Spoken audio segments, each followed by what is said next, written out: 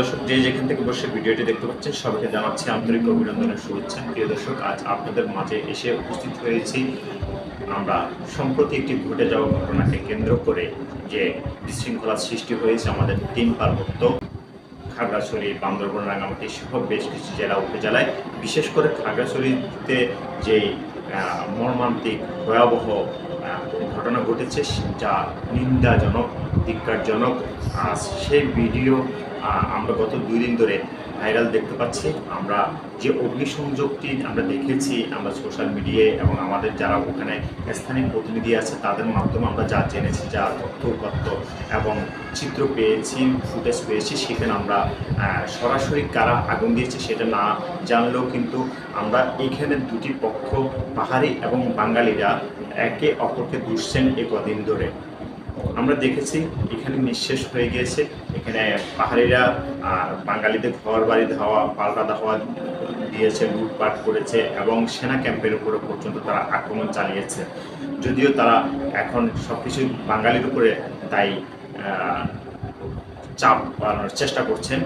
তবে গত একদিন অর্থাৎ কালকে থেকে সোশ্যাল মিডিয়ায় একটি গোপন ভিডিও ভাইরাল হয়েছে। আপনারাও দেখেছেন, আমরাও দেখেছি।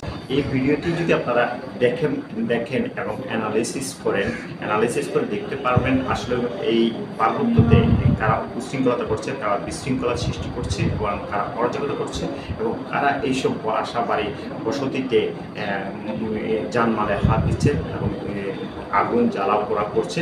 আপনারা ক্লিয়ার করতে পারবেন। প্রিয় দর্শক, তার আগে বলে রাখি, আমরা যে ভিডিওটি আপনাদেরকে দেখাবো সেই ভিডিওটি কিন্তু একটা র কপি ভিডিওতে সাধারণত আমরা জানি র কপি ভিডিওতে কোনো ধরনের এডিট থাকে না, কোনো ধরনের কজ থাকে না, কোনো ধরনের কাট থাকে না। র কপি ভিডিওটা কমপ্লিট সম্পূর্ণভাবে যে কোনো এক ব্যক্তি তার গোপন ক্যামেরায় ভিডিও করে কিন্তু এটি ভাইরাল করেছে। চলুন আমরা দেরি না করে আমরা সেই ভাইরালকৃত ভিডিওটি দেখব। আমরা এই পক্ষ কোনো পক্ষকে কিন্তু আমরা দোষ চাপাচ্ছি না। আমরা ভিডিওটি দেখলেই আমরা ক্লিয়ার হয়ে যাব।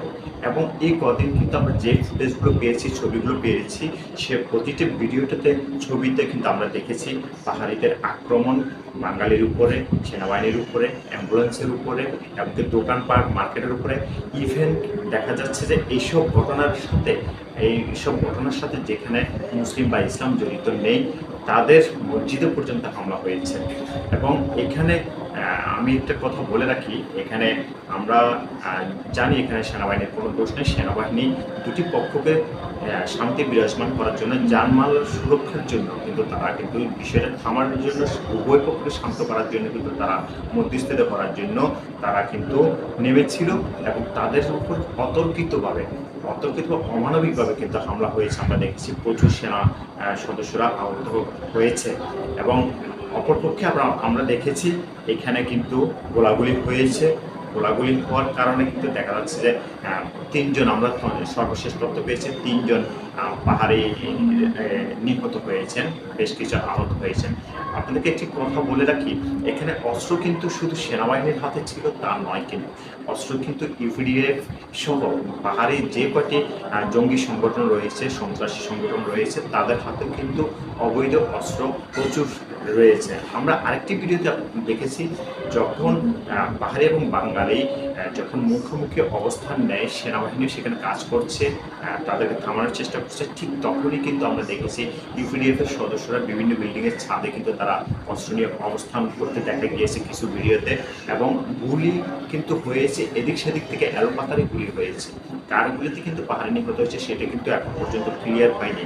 তবে একটি বিষয় হচ্ছে, এখানে যে ধর্ষণ নিয়ে যে ঘটনাটি ঘটেছে, আমরা যেই ঘটনাকে কেন্দ্র করে আজকের এই এতটুকু পর্যন্ত বিষয়টি এসেছে, এই পুরো ধর্ষণের ঘটনাটি কিন্তু আইনশৃঙ্খলা বাহিনীর হাতে ছিল। এটি মামলা হয়েছে এবং 5 জন ধর্ষক থেকে 3 জন ধর্ষক কিন্তু গ্রেপ্তার হয়েছিল, বাকিরাও গ্রেপ্তার হওয়ার পথে ছিল। আইনি প্রসেসে থাকা অবস্থায় কেন অবরোধ ধাওয়া পাল্টা ধাওয়া, বাঙালির উপর আক্রমণ, সেনা হটাও এবং পাশাপাশি সেনা প্রত্যাহার চাই এবং বাঙালি সেটেলার প্রত্যাহার চাই, বাঙালি সেটেলাররা থাকতে পারবে না এবং সেনাবাহিনী আমরা চাই না, সেনা শাসন আমরা চাই না। এইসব প্রসঙ্গ ধর্ষণের সাথে কতটুকু সম্পৃক্ততা থাকতে পারে, কতটুকু যুক্তিযুক্ত ওয়ার্ড সেন্টেন্স বা স্লোগান হতে পারে, এইটি প্রশ্ন আপনাদের কাছে থাকলো। ধর্ষণ বা ধর্ষকের সাথে সেনাবাহিনী হটাও, বাঙালি হটাও, সেটেলার হটাও, সেনাবাহিনী থাকতে পারবে না, এই কথাগুলোর কতটুকু সম্পৃক্ততা আছে বা পাচ্ছেন সেটি আমাদেরকে কমেন্ট বক্সে জানাবেন। আমি আমার ভিডিও শেষে যে ভাইরালকৃত অগ্নিসংযোগের যে ঘটনাটি ঘটেছে, কারা অগ্নিসংযোগ করেছে, আপনি এখানে কথাবার্তা বলে অগ্নিসংযোগ করেছে, তাদের ফেস, তাদের মোটিভ এবং তাদের আলোচনা সাপেক্ষে তাদের ডাক সব কিছুই ভিডিওতে করা আছে। প্রিয় দর্শক, ভালো থাকবেন, সুস্থ থাকবেন। আসসালামু আলাইকুম।